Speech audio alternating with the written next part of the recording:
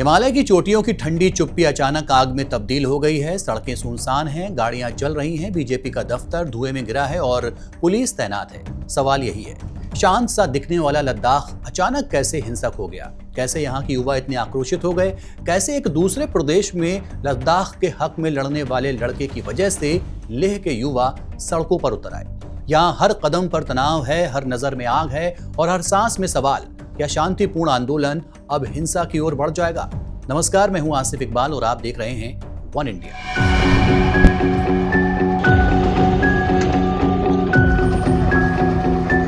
लद्दाख में Leh apex body यानी कि लैब के नेतृत्व में चल रहा आंदोलन बुधवार को हिंसक हो गया। प्रदर्शनकारियों ने पुलिस से भिड़ंत के बाद भारतीय जनता पार्टी के दफ्तर में आग लगा दी। उनका आरोप है कि केंद्र सरकार और स्थानीय प्रशासन उनकी मांगों को नजरअंदाज कर रहे हैं। जानकारी के मुताबिक लैब की युवा शाखा ने विरोध और बंद का आह्वान किया था। यह फैसला उस समय लिया गया जब मंगलवार शाम 35 दिन की भूख हड़ताल पर बैठे 15 लोगों में से 2 की हालत बिगड़ गई और उन्हें अस्पताल में भर्ती कराना पड़ा।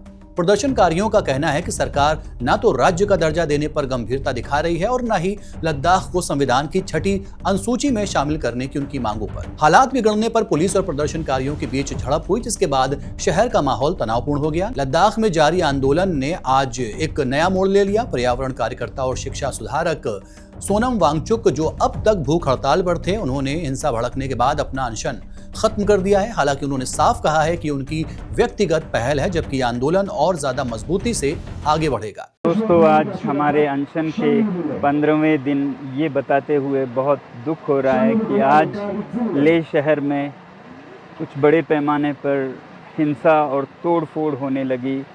कई कार्यालयों को तोड़ा गया, आग लगा दी गई और गाड़ियों को पुलिस के आग लगा दी गई।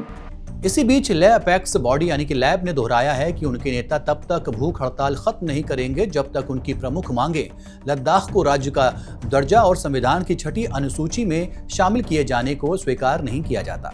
स्थानीय लोगों का कहना है कि सरकार और प्रशासन लगातार लद्दाख की जनभावनाओं की अनदेखी कर रहे हैं। इसी उपेक्षा से गुस्सा भड़का और आंदोलन हिंसक हो गया। बुधवार को हालात तब बिगड़े जब प्रदर्शनकारियों ने कई गाड़ियों के आग के हवाले कर दिया, जिनमें पुलिस वैन भी शामिल थी। प्रदर्शनकारियों ने लेह में बीजेपी के दफ्तर को भी निशाना बनाया। इस दौरान भारी संख्या में पुलिस बल तैनात किया गया है और भीड़ को काबू करने के लिए लाठीचार्ज और आंसू गैस के गोले दागे गए। हालांकि किसी के घायल होने की खबर नहीं है। इस बीच पर्यावरण कार्यकर्ता सोनम वांगचुक ने सोशल मीडिया प्लेटफॉर्म एक्स पर एक वीडियो संदेश जारी कर युवाओं से हिंसा रोकने और शांति बनाए रखने की अपील की है। उन्होंने कहा है कि आंदोलन की ताकत शांति और अनुशासन में है। हिंसा से इसका मकसद कमजोर पड़ जाएगा। यह घटनाक्रम ऐसे समय में सामने आया है जब कुछ दिन पहले ही लेह एपेक्स बॉडी ने केंद्र सरकार से तत्काल वार्ता की मांग की थी और चेतावनी दी थी कि लोगों का धैर्य अब टूटने लगा है। हालांकि तनाव के बीच गृह मंत्रालय ने 6 अक्टूबर को लद्दाख प्रतिनिधिमंडल और केंद्र सरकार के बीच अगले दौर की बातचीत तय की थी। चलिए अब उस घटना की तरफ बढ़ते हैं जिसने लद्दाख के युवाओं के आंदोलन को हिंसक बना दिया। दरअसल अरुणाचल प्रदेश की राजधानी ईटानगर में रविवार को प्रधानमंत्री नरेंद्र मोदी की रैली थी। जैसे ही पीएम मोदी मंच से संबोधन कर रहे थे, भीड़ के बीच मौजूद एक युवक ने विरोध में अचानक एक झंडा लहराना शुरू कर दिया। बैनर पर लिखा था राइट्स टू लद्दाख, यानी लद्दाख को हक दो।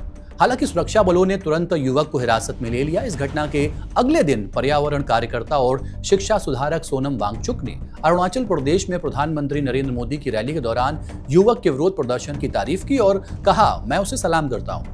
उस युवक हिगियो ओबिन ने साहस के साथ लद्दाख की आवाज उठाई। उन्होंने वीडियो संदेश में कहा, मैं लद्दाख के सभी निवासियों की ओर से उनका धन्यवाद करता हूं और सलाम करता हूं। वांगचुक ने यह भी कहा कि आलोचना करने वालों को समझना चाहिए कि ओबिन ने कोई हिंसा नहीं की, बल्कि सिर्फ नारा लगाया। यह घटना संसद में कुछ सांसदों के व्यवहार की तुलना में बहुत छोटी है। युवा अपने बड़े बुजुर्गों से ही अधिकारों के लिए आवाज उठाना सीखते हैं। वांगचुक के इस बयान ने अरुणाचल प्रदेश में पीएम मोदी की रैली में लद्दाख की आवाज उठाने वाले युवक को लेह के युवाओं के सामने हीरो के तौर पर पेश किया। जानकारों का मानना है कि लेह के युवाओं को यह लगा कि जब अरुणाचल प्रदेश का युवा लद्दाख के हक के लिए आवाज उठा सकता है तो लेह का क्यों नहीं। अरुणाचल प्रदेश के युवक के सपोर्ट में कई युवा छात्र संगठन आए और सरकार के खिलाफ लामबंदी शुरू हो गई। बुधवार को सभी व्यावसायिक प्रतिष्ठान पूरी तरीके से बंद थे। ये फैसला शीर्ष युवा संगठन और विभिन्न धार्मिक युवा इकाइयों द्वारा संयुक्त रूप से लिया गया था। ये बंद 2 भूख हड़तालियों 72 वर्षीय सेरिंग अंगचुक और 60 वर्षीय ताशी डोलमा की तबीयत बिगड़ने और उन्हें अस्पताल में भर्ती कराए जाने के बाद लिया गया है। दोनों की तबीयत आज काफी नाजुक हो गई थी, जिसके चलते उन्हें चिकित्सा सहायता दी गई। इसी बीच युवाओं का मन बेकाबू हो गया और उनकी स्थानीय पुलिस से झड़प हुई, जो धीरे धीरे आगजनी और तोड़फोड़ में तब्दील हो गई। चलिए अब आपको बताते हैं कि आखिर प्रदर्शनकारियों की मांग क्या है। प्रदर्शनकारियों की मांग है कि लद्दाख को संविधान की 6ठी अनुसूची में शामिल किया जाए। ऐसा होने पर लद्दाख की अलग तरह की स्वायत्तता होगी।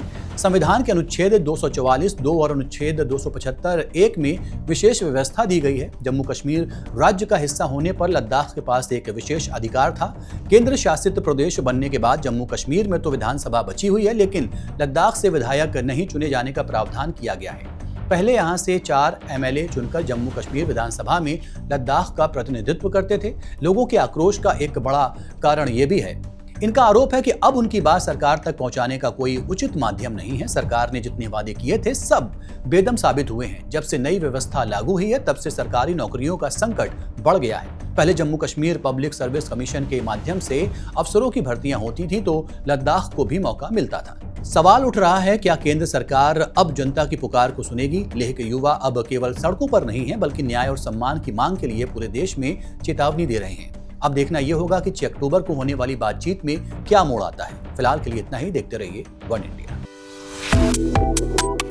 Subscribe to One India and never miss an update. Download the One India app now.